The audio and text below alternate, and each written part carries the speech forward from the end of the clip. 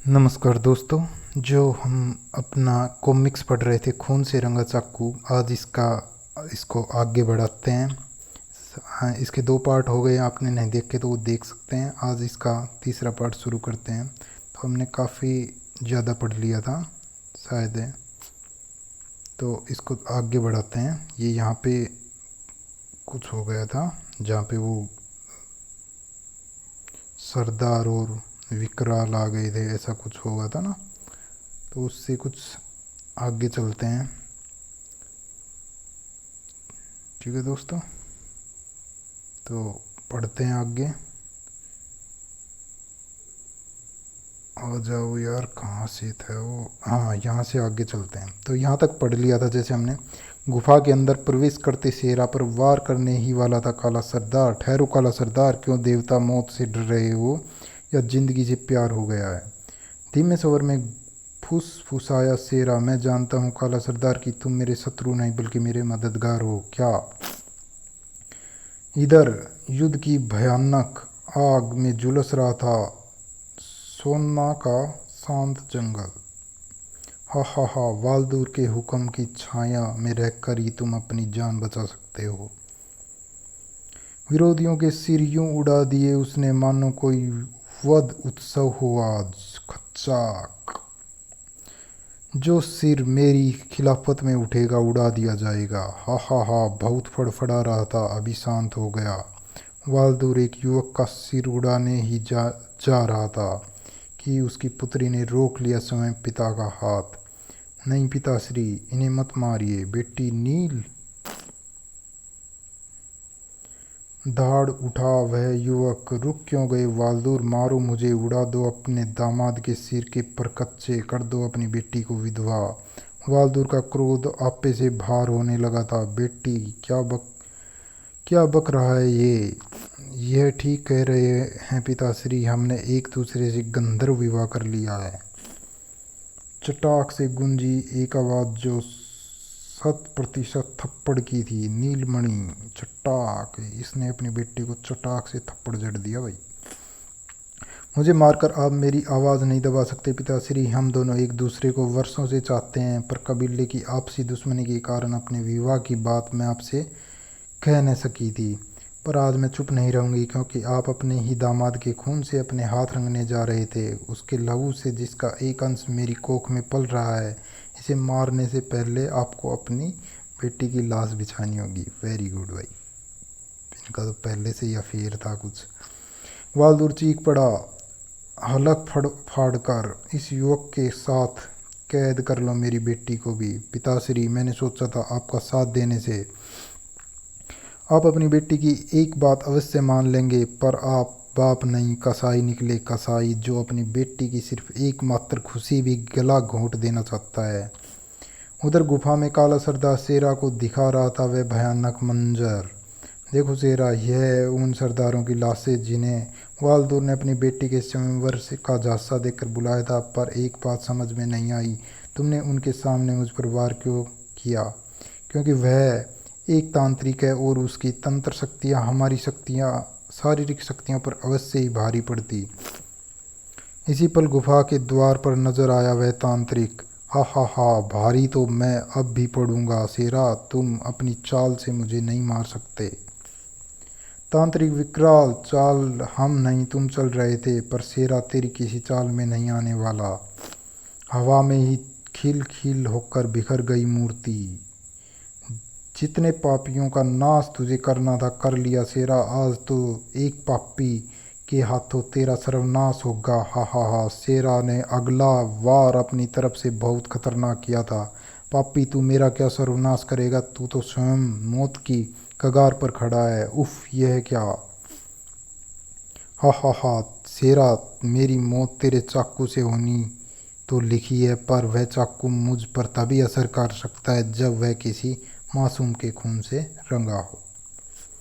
मगर इस सुनसान घाटी में तुम्हें कोई मासूम नहीं मिलेगा, और अगर मिला भी तो मैं जानता हूँ कि तुम एक गुनहगार की मौत के लिए किसी बेगुनाह शिशु के खून से अपने चाकू नहीं रंगोगे।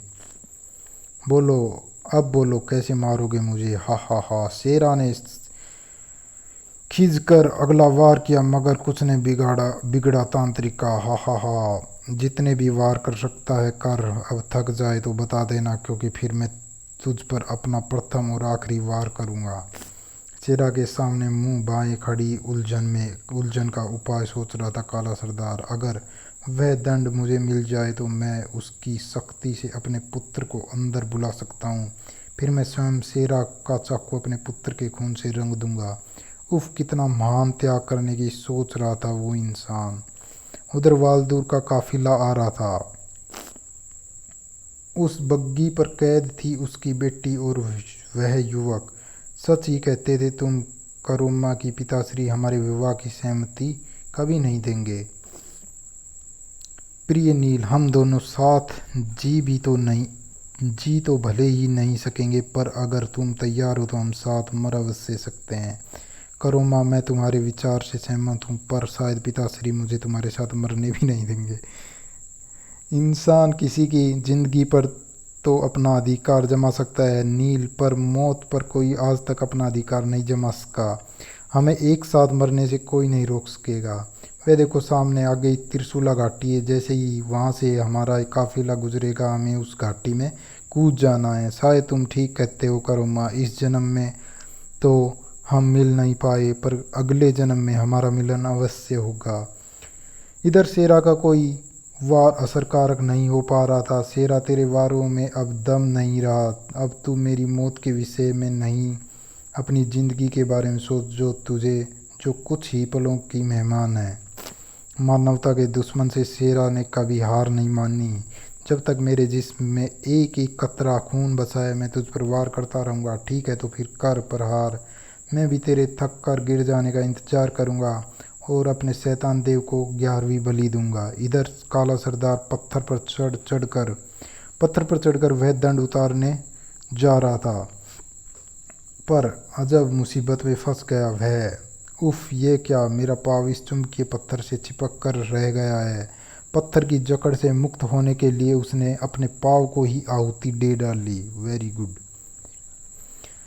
खून की धार छोड़ते पाव की परवाह न करते हुए दंड को मस्तक से लगा लिया उसने। हे चमत्कारी दंड, अगर तू सचमुच कोई तिलस्मी शक्ति रखता है तो मेरे बेटे को मेरे सामने हाजिर कर दे। पल भर में ही एक भोला भाला 5 वर्षीय अबोध मासूम उपस्थित हो गया वहाँ पुत्र सामू, और उसे ले एक टांग पर फुदकता सा चल पड़ा था वह गुफा के बाहर। आखिरकार एक बाप ने अपने पुत्र को मरने के लिए बुला ही लिया था और उसे लेकर बाहर चलने लगा था। अब विकराल को कोई नहीं बचा सकता, कोई नहीं। विकराल से युद्धरत शेरा चौंक पड़ा काला सरदार के साथ एक मासूम को देखकर। काला सरदार, तुम्हारे साथ यह बालक कौन है? अपना लाल आगे कर दिया उस पिता ने। यह मेरा पुत्र है शेरा, लो इसके खून से रंग लो अपना चाकू और फिर इस खूनी के रक्त से धरती माँ को आंचल रंग दो। शेरा की नज़रों में सवाल व आश्चर्य झिलमिलाने लगा। पर तुम्हारा पुत्र यहाँ कैसे आया? थोड़े ही शब्दों में सारी बात बता व्यग्र हो उठा काला सरदार। शेरा, अब देर मत करो, रंग लो अपना चाकू मेरे पुत्र के लहू से। पर शेरा का दिल पत्थर नहीं था जो एक अपराधी के अंत के लिए किसी बेगुनाह का खून बहा देता। हा हा हा, रुक क्यों गए? बढ़ो आगे और कर दो उस बच्चे का कत्ल, क्योंकि यही एक रास्ता है मेरी मौत का। बढ़ो बढ़ो बढ़ो ना शेरा, हा हा हा, रंग लो अपना चाकू उसके खून से।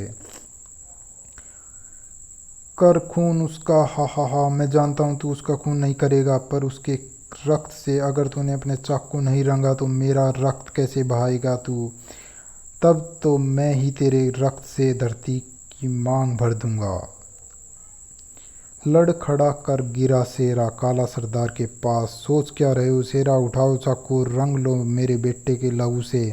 अरे, जब मैं एक बाप होते हुए अपने बेटे की मौत देख सकता हूँ तो तुम क्यों नहीं? शेरा, पर मैं अपनी बात का कोई असर न होते देखकर झपट कर उठा लिया उसने होश शेरा के हाथ से गिरा चाकू। ठीक है शेरा, यदि तुम विवश हो तो मैं स्वयं तुम्हारा चाकू अपने मासूम के खून से रंगूंगा। नहीं काला सरदार, उसी पल वालदूर का काफिला गुजरा त्रिशूला घाटी के पास से और घाटी में छलांग लगा गए करोमा और वालदूर की गर्भवती पुत्री नील। आओ नील। उधर चाकू वाला हाथ ऊपर उठाकर काला सरदार का, मैं स्वयं अपने पुत्र के लहू से रंग कर दूंगा तुम्हें तुम्हारा चाकू शेरा। और इसी पल ठीक चाकू की नोक पर पेट के बल आ गिरी नील। आह खच ओ। जबकि करुम्मा का जिस्म त्रिशूलों में उलझकर मौत पा गया। शेरा भी चौंक उठा यह खूनी नज़ारा देखकर। नील वालदूर की पुत्री, हा हा हा। शेरा, हाँ शेरा, मुझे माफ़ कर देना। मैंने ही अपने पिता के साथ इस शैतान विकराल की चाल को परवान चढ़ाया है जो तुम्हें ख़त्म करने के लिए थी। सुनकर शेरा के नेत्र दहक उठे। छीन लिया चाकू उसने काला सरदार से और साथ ही अपने गर्भवती होने की बात भी बता दी नीलमणि ने। तांत्रिक विकराल, तेरी शर्त थी ना कि मेरा चाकू किसी मासूम के खून से रंगा हो, तभी तू मरेगा। अब ध्यान से देख इस चाकू को। इस पर एक ऐसे मासूम का खून लगा है जो दुनिया को देखने के पूर्व ही मारा गया। अब तू मरने के लिए तैयार हो जा, मरने के लिए तैयार हो जा विकराल। आह।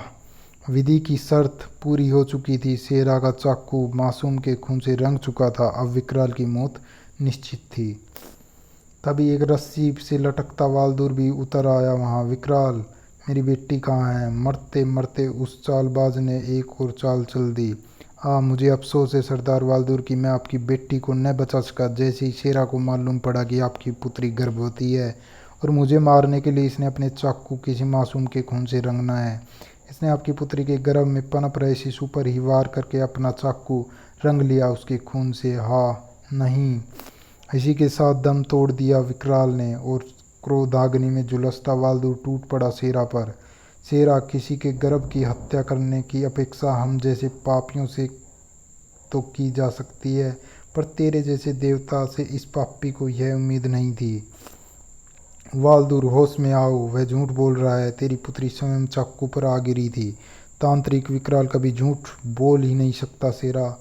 पर अब शेरा भी पूरे आवेश में था। वालदूर, तेरी आंखों पर विकराल ने अपनी वफादारी की जो पट्टी बांध रखी है, वह पट्टी अब तेरी मौत का कारण बनेगी। वालदूर की टांगें पकड़ उसने उछाल दिया उसे एक तरफ। जा वालदूर, इस त्रिशूला घाटी के त्रिशूल तेरे खून से नहाने के लिए बेताब खड़े हैं।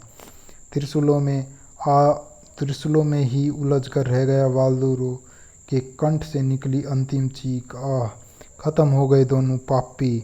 आओ काला सरदार, अब हमारा यहाँ कोई काम नहीं है। और तभी अपने पुत्र की जान को इतना सस्ता मत समझ ना काला सरदार कि उसे किसी भी पापी का अंत करने के लिए कुर्बान करने लगो तुम, समझे। फिर तीनों त्रिशूला घाट नामक उस मौत की घाटी से ऊपर आने लगे। यह कॉमिक्स आपको कैसा लगा कृपया लिखें, ठीक है। तो इसके साथ ही हम समाप्त करते हैं खून से रंगा चाकू। इसके बाद अगली कॉमिक्स को स्टार्ट करेंगे। तब तक के लिए हंसते रहें, मुस्कुराते रहें। Thank you so much comics को सुनने के लिए ध्यानपूर्वक। Thanks for watching.